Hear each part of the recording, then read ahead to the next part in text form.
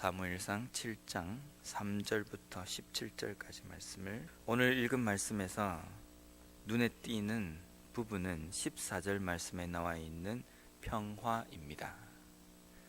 사무엘상에 시작하기 전에 있었던 역사는 이스라엘의 사사의 시대입니다. 그 사사의 시대를 쭉 읽어보면, 사사기를 읽어보면 전쟁의 역사입니다. 가나안 땅에 들어가서 그 가나안을 정복하기 위해서 이스라엘 백성들은 수많은 전쟁을 치러야 했습니다. 물론 그 가운데에서도 이스라엘 백성들이 모든 전쟁에서 승승장구한 것은 아닙니다. 이웃에 있는 다른 민족들로부터 괴롭힘을 당하기도 하고 또 힘든 나날들을 보냈습니다. 그럴 때마다 하나님께서 사사를 통해서 이스라엘을 구원하셨습니다. 그런데 그 사사 시대에 하나님께서 구원하신 사사가 있은 반면에 또한 그 시대에는 하나님의 말씀이 이스라엘 백성 가운데 없었기 때문에 그들의 삶이 하나님께서 말씀하시는 그 삶대로 살지 못하고 각자의 생각대로 살아가는 그야말로 말씀의 춘추전국 시대였습니다. 자기들이 주장하고 자기들이 생각하는 대로 살아가는 삶이었다라는 겁니다. 그런데 그 시간을 쭉 보내다가 오늘 이 말씀에 이스라엘 백성들의 삶의 지금 형편을 기록하는 그 단어가 평화입니다. 드디어 이스라엘에게 평화가 왔다는 겁니다.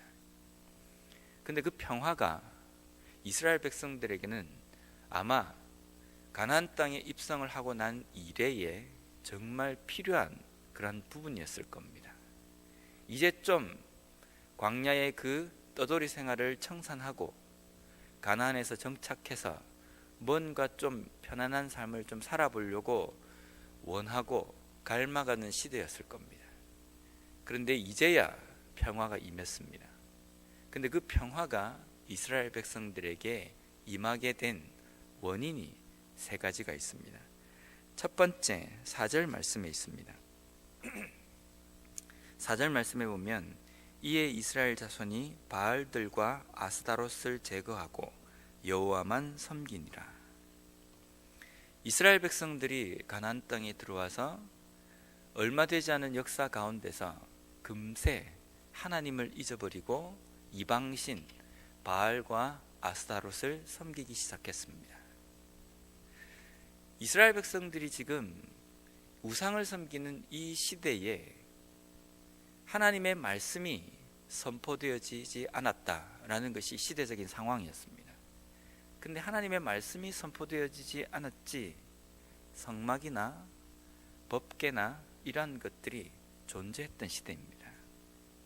제사장도 버젓이 있었던 시대입니다. 그런 시대임에도 불구하고 이스라엘 백성들은 하나님을 섬기기보다 바알과 아스타롯을 선택했습니다. 이유는 정착 생활을 하다 보니까 이제는 조금 먹고 살만한 생활 환경이 되는 겁니다. 씨를 뿌리고 곡식을 거두는 그러한 농경 생활을 시작하니까 당장 눈앞에 보이는 이익들이 자신들의 삶을 좌지우지합니다. 그래서 그들이 의지하고 그들이 집중되어지는 것은 눈에 보이는 가시적인 것들입니다. 반면에 하나님은 눈에 보이지 않습니다. 그런데 우상은 눈에 보입니다. 깎아서 만들어서 그 앞에 절을 하면 풍요를 약속한다라고 사람들이 이야기를 합니다. 그러니 마음이 거기에 솔깃해져 버립니다. 그래서 이스라엘 백성들이 하나님을 섬겨야 하는데 우상을 섬기기 시작했다는 겁니다. 이러한 이스라엘 백성들의 삶을 하나님께서 축복하셨겠습니까? 분명히 이스라엘 백성들은 이렇게 살면 살수록 더욱더 힘든 길로 빠져버렸을 겁니다. 근데 이스라엘 백성들은 이유를 몰랐습니다. 이렇게 되면 풍요롭다고 하는데, 이렇게 되면 나에게 이익이 좀 많아야 하는데, 근데 여전히 땅 가운데 전쟁은 계속되고 힘든 생활의 연속입니다. 그 힘든 생활 연속을 종지부를 찍고 평화를 맛볼 수 있는 첫 번째 단계가 그들의 삶에 있었던 우상을 제거하는 것이었습니다. 우리는 이스라엘 백성들의 우상을 섬기는 이 삶을 보면서 우리의 삶에 적용하기를 우리의 삶에도 우상이 있다라고 우리는 자주 적용을 합니다.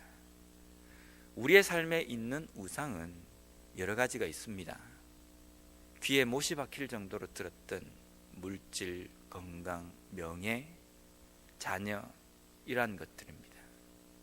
이러한 것들이 우리의 삶에 우상으로 존재한다라고 쉽게 우리의 마음을 떠나게 만들어 버린다고 우리는 잘 알고 있습니다. 잘 알고 있으면서 우리는 그 모든 것들을 초월해서 살아가는 그리스도인으로서의 삶을 살아가고 있습니까? 이것이 분명히 우리의 삶의 가장 큰 우상이다 라고 알고 있으면서 우리의 삶에서 그것을 극복하고 이겨내는, 그래서 하나님 말씀만 붙드는, 하나님의 말씀이 내 삶의 중심이 되어 있고 다른 것들이 중심에 있는 그 하나님의 말씀을 건드리지 못하도록 그러한 삶을 살아가고 있는지 살펴볼 때마다 우리는 우리의 마음 가운데 이런 생각이 듭니다. 여전히 나는 내 삶의 우상을 극복하지 못했다라는 고백입니다. 그러한 삶을 살아가는 우리의 인생 가운데 하나님께서 어떤 부분을 축복하셔야 되겠습니까? 이스라엘 백성들에게도 하나님과 우상을 동시에 섬기는 삶이 되었었습니다. 거기에는 성막도 존재했고요, 거기에는 제사장도 있었고 법궤도 있었습니다. 제물도 있었습니다. 그런데 그들의 삶이 평탄하지 못한 이유는 우상을 완전히 제거하지 못했기 때문입니다. 우리의 삶에도 하나님께 예배드리는 온전한 예배자라고 우리가 고백을 하지만 우리의 삶에 버젓이 존재하고 있는, 내가 의지하고 있는 세상의 우상과 같은 존재들이 우리의 삶에 즐비해 있다는 겁니다. 그것을 제거하지 않는 한 우리의 삶에서는 하나님 앞에서 우리가 체험하고 느낄 수 있는 온전한 평화를 맛볼 수가 없다는 겁니다. 두 번째로 이스라엘 백성들에게 평화가 오게 된 것은 9절 말씀에 있습니다. 9절 말씀에 보면 사무엘이 젖먹는 어린 양 하나를 가져다가 온전한 번제를 여호와께 드리고 이스라엘을 위하여 여호와께 부르짖음에 여호와께서 응답하셨더라. 여기에 보면 눈에 띄는 단어가 온전한 번제입니다. 온전한 번제라고 기록한 이유는 지금까지 이스라엘 백성들이 하나님 앞에 드린 번제들은 온전치 못한 번제였다는 표현입니다. 당시에 법궤도 있었고 제사도 있었습니다. 번제도 있었습니다. 거기에 제물들도 있었습니다. 하지만 그러한 모든 것에 하나님께서 응답하시지 않은 이유는 온전하지 못했기 때문입니다. 단지 그냥 성소에, 성막에, 또 하나님을 만나러 오는 그 길에 마당만 밟는, 됐다, 오늘 내가 예배를 드렸다, 제사를 드렸다, 자기 만족으로 드리는 제사였기 때문에 하나님의 마음을 감동시키지 못한, 하나님의 마음을 움직이지 못한 제사를 드렸다는 겁니다. 그러한 제사를 드리고 이스라엘 백성들의 마음속에는 하나님이 있는 것이 아니라 자신들이 지금 더 마음에 끌려 있는, 자신들의 마음이 더 많이 팔려 있는 그 어떠한 것에 빨리 신경 쓰고 더 빨리 거기에 집중하려고 하는 그러한 삶이 되었기 때문에 하나님께서는 이스라엘 백성들이 살아가는 이 진영 가운데에 평화를 주시지 않았다는 겁니다. 오늘날 이 번제는 예배입니다. 예배는 우리가 드리는 시간을 두고 하는 예배도 예배이지만 우리의 삶 전체가 예배입니다. 예배는 하나님만 높이는 것을 예배라고 이야기합니다. 우리 자신은 죽고 재물처럼 죽고 하나님만 드러나고 하나님의 영광만 온전히 가득하는 것이 예배라고 우리는 알고 있습니다. 우리의 삶이 그렇게 되어야 한다는 겁니다.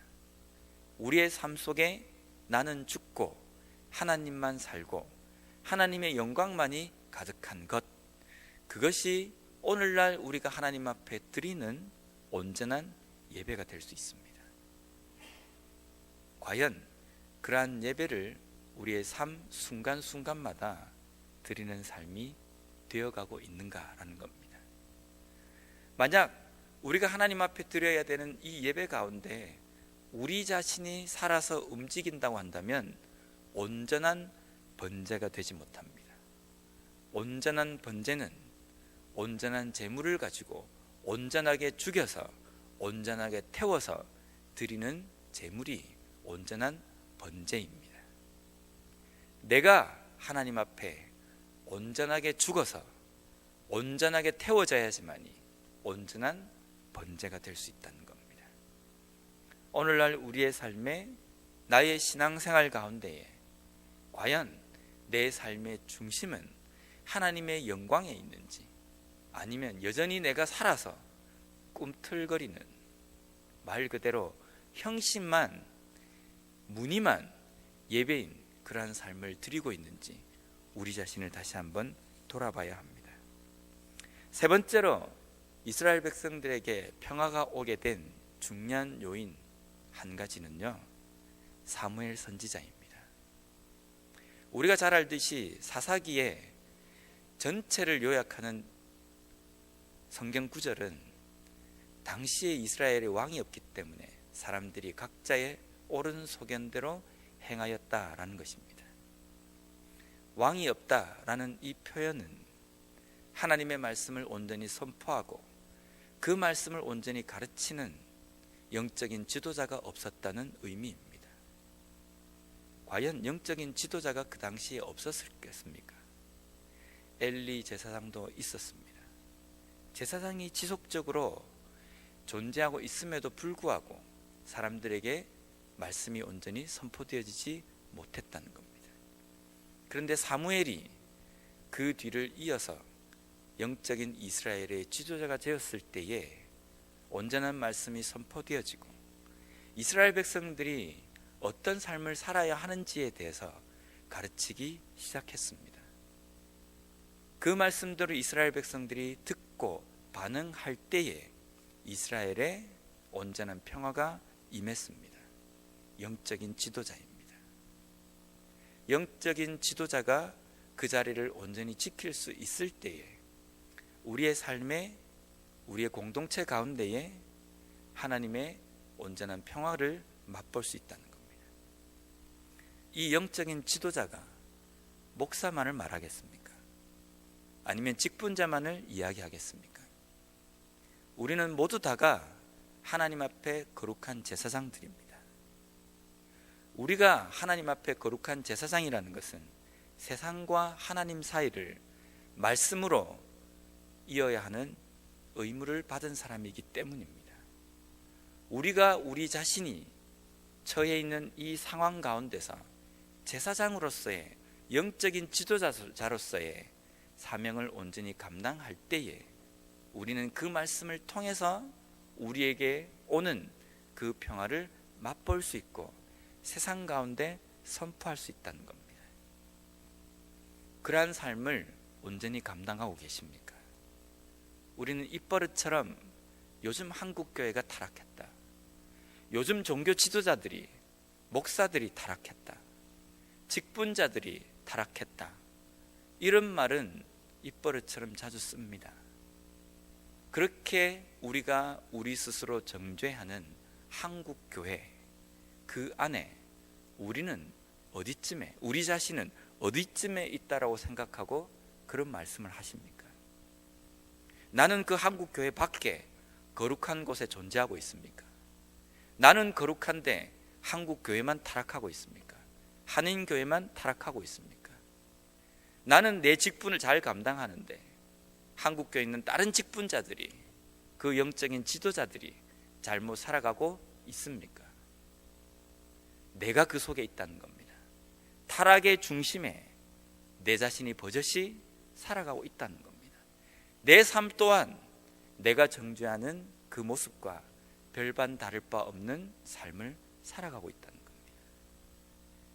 내가 그 위치를 온전히 잘 감당할 때에 한국교회가 다시금 살아날 것이고, 내가 영적인 그 지도자로서의, 제사장으로서의 그 자리를 잘 감당해 나갈 때에 타락한 한국교회가 다시금 세워질 것입니다.